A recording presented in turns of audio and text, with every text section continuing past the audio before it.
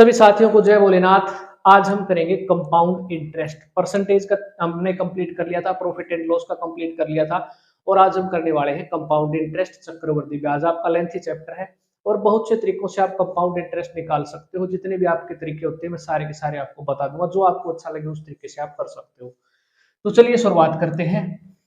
सीधा हम क्वेश्चन के माध्यम से समझेंगे। कुछ चीजें बेसिक होती है जिनको समझना बहुत जरूरी होता है, उसके बाद फिर एक फ्लो बन जाएगा। आपको मैं आज बेसिक बेसिक सी चीजें बता दूंगा, दो चार टाइप भी बता दूंगा। उसके बाद फिर हम नेक्स्ट जो वीडियो बनेगी उसमें आपका अच्छा फ्लो बन जाएगा और हम टाइम वाइज क्वेश्चन को शुरू कर देंगे। देखो, दर दे रखी है 5%, मूलधन दे रखा है 3200, साधारण चक्रवर्ती ब्याज निकालना है 2 साल का, क्या होगा। देखो, इसको निकालने के आपके पास 3 से 4 तरीके होते हैं।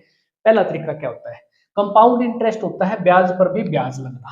देखो, सबसे पहला तरीका की अगर हम बात करें, जो 5% रेट ऑफ इंटरेस्ट दे रखी है, तो आपको ये जो प्रतिशत में मैंने करवाया था, सक्सेसिव डिस्काउंट देते थे ना, तो इस तरीके से निकालते थे। ये रहा, तो 5% है तो यहाँ रखेंगे 5 + 5 प्लस 5 इंटू 5/100, तो ये बन जाएगा 5 × 5 = 25, तो 0.25। 5 और 5 10 और इसको जोड़ेंगे तो 10.25। ये क्या होता है, 10.25%। ये कंपाउंड इंटरेस्ट होता है। जब भी आपसे 2 साल के लिए पूछ लेता तो आप इस तरीके से निकाल सकते हो।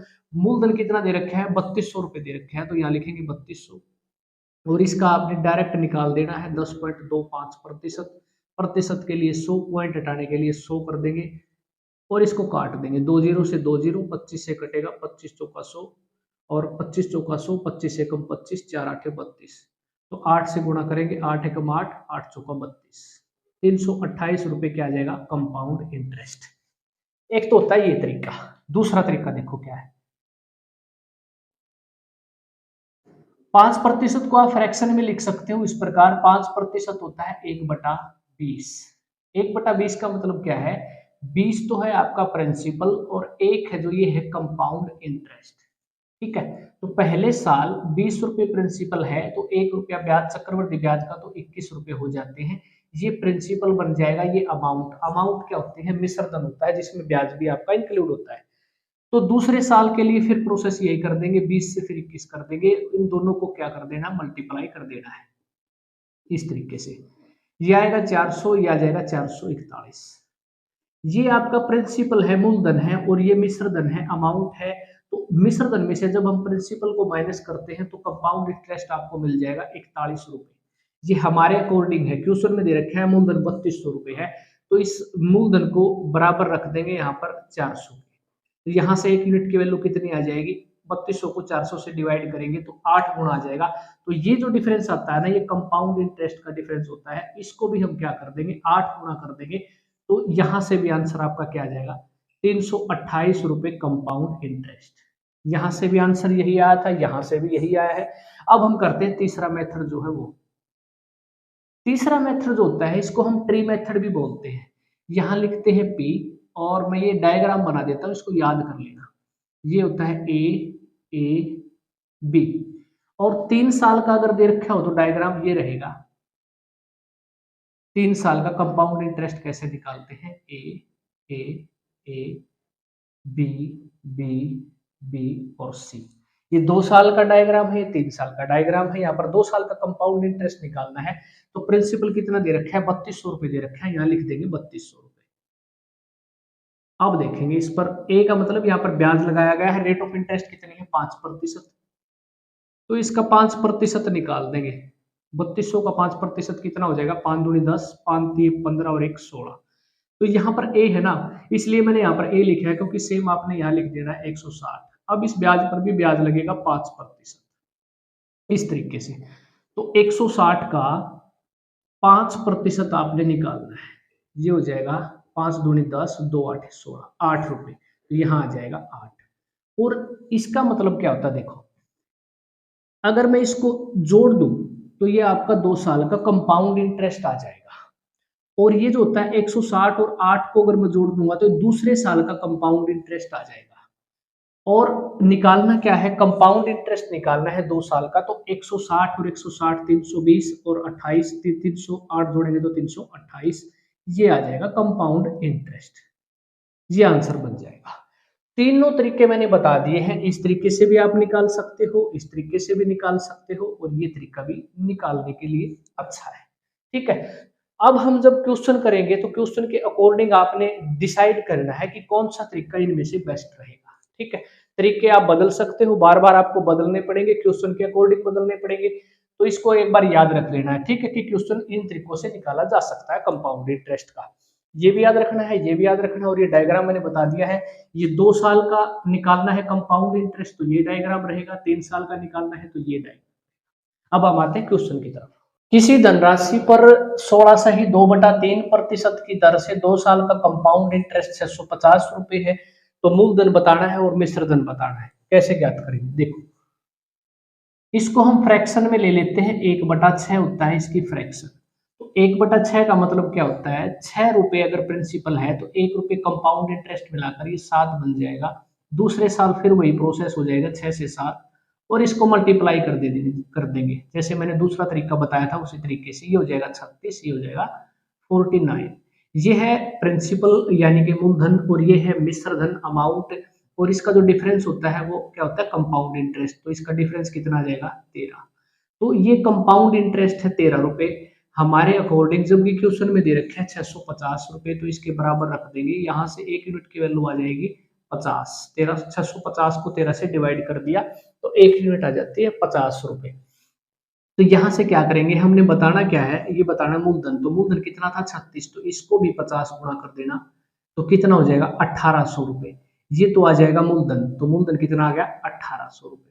और बताना क्या है, साथ में मिश्र धन भी बताना है। तो 1800 रुपए यहाँ पर ये मूलधन आया है, या तो इसको ये क्या है, ये अमाउंट है मिश्र धन, इसको 50 से गुणा कर देना, तो आंसर आ जाएगा कितना, 2450। ये आ जाएगा मिश्र धन 2450। या फिर आपको पता है 1800 रुपए क्या आया है, ये आया है प्रिंसिपल मूलधन। तो 650 रुपए क्या दे रखा था, कंपाउंड इंटरेस्ट, तो इसमें जोड़ देना 650 रुपए, तो भी यहां से आ जाएगा आंसर कितना, 2450। ठीक है, इस तरीके से सवाल को सोल्व कर देना है। आप ट्री मेथड से भी निकाल सकते हो, ट्री मेथड मैंने बताया था। 2 साल का जो डायग्राम था वो क्या था, ये था पी मूलधन, और ये है ए और ये बी। देखो 16 से ही 2/3% दर दे रखी थी, ध्यान से समझना है। जब भी ऐसी फ्रैक्शन आती है इसको फ्रैक्शन में लेंगे, 1/6 कर दिया। ठीक है, 1/6 को रिवर्स कर देंगे, 1/6 को रिवर्स करेंगे, यानी कि जो नीचे वाला होता है ना, हर होता है, ये अंश होता है, ये हर। तो हर को क्या कर देंगे, समय के अकॉर्डिंग ले लेंगे। यहाँ पर 2 साल है ना, तो यहाँ पर क्या कर देंगे, जैसे 6/1 हो जाता है, तो इस जो हर है इसको 2 स्क्वायर कर देंगे इसका। अगर 3 साल के लिए होता तो इसका क्यूब कर देते, तो 6 का स्क्वायर कितना हो जाएगा, 36। तो यहाँ पर प्रिंसिपल को हम मान लेंगे, पी की वैल्यू क्या हो जाएगी, मूलधन 36 रुपए मान लेते हैं। तो अब आसान हो जाएगा निकालना। तो इसका 16 से 2/3%, 1/6 निकालना है, बस कितना आ जाएगा, ये आ जाएगा 6। और ए आपने ये एज इट इज लिख देना है, ये आ जाएगा। फिर कब ब्याज पर ब्याज 6 का 1/6 निकालेंगे तो फिर ये 1 आ जाएगा। और ये क्या होता है, कंपाउंड इंटरेस्ट, इसको जोड़ देते हैं सभी को, 6 और 6 12 और 1 13, तो ये आ जाएगा कंपाउंड इंटरेस्ट, जो कि अकॉर्डिंग टू क्वेश्चन दे रखे हैं 650। तो यहाँ से 1 यूनिट की वैल्यू कितनी आ जाएगी, 50 आ जाएगी। तो निकालना क्या था, ये प्रिंसिपल हमने 36 मान रखा है, तो 50 गुणा कर देना, 1800 रुपए। यहाँ से भी आंसर ठीक आ जाएगा सेम, 1800 रुपए, और इसमें 650 रुपए कंपाउंड इंटरेस्ट को जोड़ देंगे तो 2450 रुपए आपका मिश्र धन बन जाएगा। इस तरीके से दोनों तरीके से हम निकाल सकते हैं। जो मैंने पहला तरीका बताया था ना, x+y+xy और बटे में 100। जब आपका प्रतिशत 10%, 5% और इस तरीके से 20% दे रखा हो ना, तब ये तरीका काम आता है। तो इसलिए मैंने ये तरीका नहीं किया इस तरीके से क्वेश्चन को सॉल्व, मैंने कर दिया ये दूसरा जो तरीका बताया था, फ्रैक्शन से निकाल के इस तरीके से निकाल दिया। ठीक है, ये सबसे आसान तरीका है, और ये उससे भी आसान तरीका है। जो भी आपको अच्छा लगता है उसी अकॉर्डिंग आप क्वेश्चन को सोल्व कर सकते हो। नेक्स्ट टाइप की तरफ बढ़ते हैं। किसी धनराशि पर 12 से ही 1/2% दर से 2 साल में राशि 2430 रुपए हो जाती है, मिश्र धन दे रखा है 2430 रुपए। तो बताना है मूलधन क्या हुआ, कंपाउंड इंटरेस्ट क्या हुआ। इसको सबसे पहले हम क्या करते हैं, फ्रैक्शन में लेते हैं, ये हो जाएगा 1/8। 8 रुपए अगर प्रिंसिपल है तो 1 रुपया कंपाउंड इंटरेस्ट मिलाकर राशि हो जाती है 9। ये है प्रिंसिपल और ये है अमाउंट मिश्र धन। दूसरे साल फिर 8 से कितनी हो जाएगी, 9, दोनों तरफ कर देना है मल्टीप्लाई। ये मैंने मल्टीप्लाई कर दिया 6481, ठीक है। और इसका डिफरेंस जो होता है 81 में 64 गया कितना, ये आ जाएगा कितना, कंपाउंड इंटरेस्ट। अब जो चीज दे रखी है उसके सामने रख देना, मिश्र धन दे रखा है 2430 रुपए, यहाँ पर मिश्र धन कितना आया है 81 रुपए आया है, जो कि किसके बराबर रख देंगे 2430 रुपए के बराबर। एक यूनिट की वैल्यू कितनी आ जाएगी 30। तो कंपाउंड इंटरेस्ट बताना है, इसको 30 गुना कर देना, 17×3=51, 510 रुपए आ जाएगा कंपाउंड इंटरेस्ट, ये आ जाएगा 510 रुपए। बताना है मूलधन क्या होगा, मूलधन है आपका 64, तो इसको कर देना 30 गुना। तो 30 गुना करेंगे तो 0 3 चौके 12, 3 छके 18 और 1 19, 1920 रुपए यहाँ पर आ जाता है आपका मूलधन। इस तरीके से। दूसरा तरीका अगर आप ट्री मेथड से करना चाहो तो उस तरीके से भी कर सकते हो। डायग्राम आपको पता है, यहाँ से आपको ए इसको याद रख लेना, बस आसान हो जाएगा। 1/8 मैंने क्या बताया था, जो हर दे रखा है समय के अकॉर्डिंग चेंज करेंगे, तो 8/1, तो 8 का कर देना स्क्वायर, 8 का स्क्वायर कितना हो जाएगा 64, तो पी को मान लेंगे 64 और इस पर फिर लगा देंगे ब्याज 1/8, तो ये हो जाएगा 8 8 और फिर इस ब्याज पर भी 1/8 ब्याज लगेगा, तो ये हो जाएगा 8 8 16 और 1 17, ये क्या है 17 कंपाउंड इंटरेस्ट आया है। और प्रिंसिपल हमने क्या माना था 64 रुपए माना था, दोनों को जोड़ेंगे तो कितना आ जाएगा 81 आ जाएगा, क्या ये अमाउंट आ जाएगी मिश्र धन, जो कि किसके बराबर दे रखी है, ये दे रखी है 2430 के बराबर, 2430। तो यहाँ से एक यूनिट की वैल्यू 30 आ जाएगी। तो कंपाउंड इंटरेस्ट 17 आया है, तो इसको 30 गुना करेंगे तो यहाँ से भी आंसर 510 आ जाएगा कंपाउंड इंटरेस्ट। और बताना है मूलधन क्या होगा, इसको भी हम 30 गुना कर देंगे तो ये आ जाएगा 1920 रुपए। तो यही बताना था, मूलधन आ जाएगा 1920 रुपए, कंपाउंड इंटरेस्ट आ जाएगा 510 रुपए।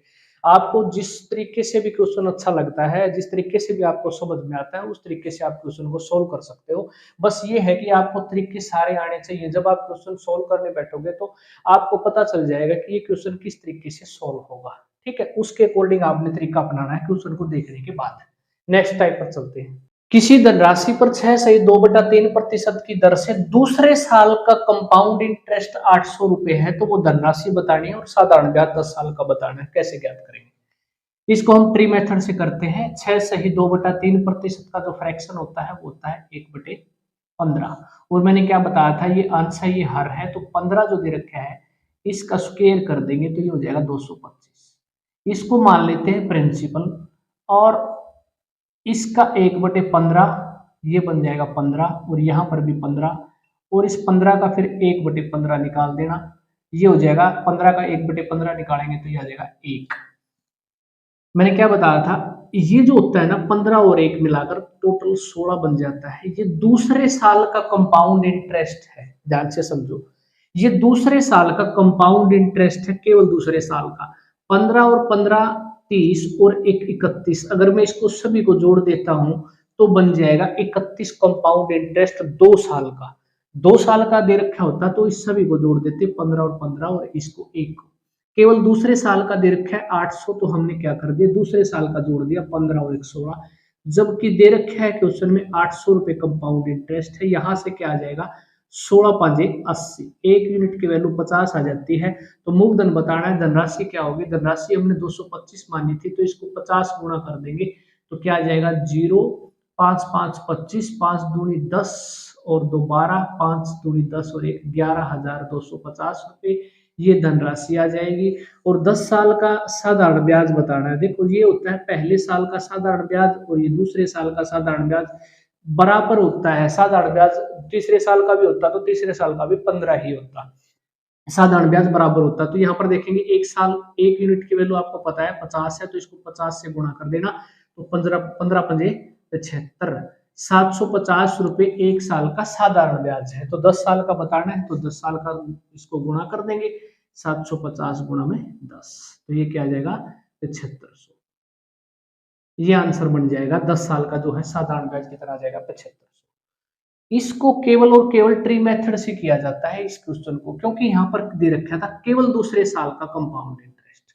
जो मैं पहले करवाता था फ्रैक्शन, जैसे 15 से क्या हो जाता है 16, फिर दूसरे साल 15 से 16, अब ये तरीका यहाँ पर काम नहीं करेगा। क्यों नहीं करेगा, क्योंकि केवल दूसरे साल का निकालना मुश्किल है। यहाँ से क्या निकालते हैं, यहाँ प्रिंसिपल अमाउंट आती है धनराशि और यहाँ पर अमाउंट आती है, और इनका जो डिफरेंस होता है वो कंपाउंड इंटरेस्ट आता है। लेकिन सवाल में दे रखा था केवल दूसरे वर्ष का कंपाउंड इंटरेस्ट 800 है, तो हम इस तरीके से इसको नहीं कर सकते, इसलिए मैंने ये तरीका नहीं करवाया। तो ट्री मेथड जो है ना, ये सबसे बेस्ट तरीका है, इस तरीके से आप कर सकते हो। आज मैंने जो आपको 3 टाइप क्वेश्चन करवाए हैं, 3 टाइप से आपको जो है ना थोड़ा सा बेसिक समझ में आ गया होगा। इसके बाद आप धीरे धीरे प्रैक्टिस करते रहोगे तो नेक्स्ट वीडियो में आपका फ्लो बन जाएगा, वहां से फिर हम रेगुलर करेंगे क्लासेज को, ठीक है। तो आपको समझ में भी आएगा, बस आप प्रैक्टिस करते रहा करो। किसी प्रकार का कोई डाउट है तो कमेंट सेक्शन में पूछ लिया करो, अदरवाइज आपने कमेंट में जरूर लिख देना है। जय भोलेनाथ।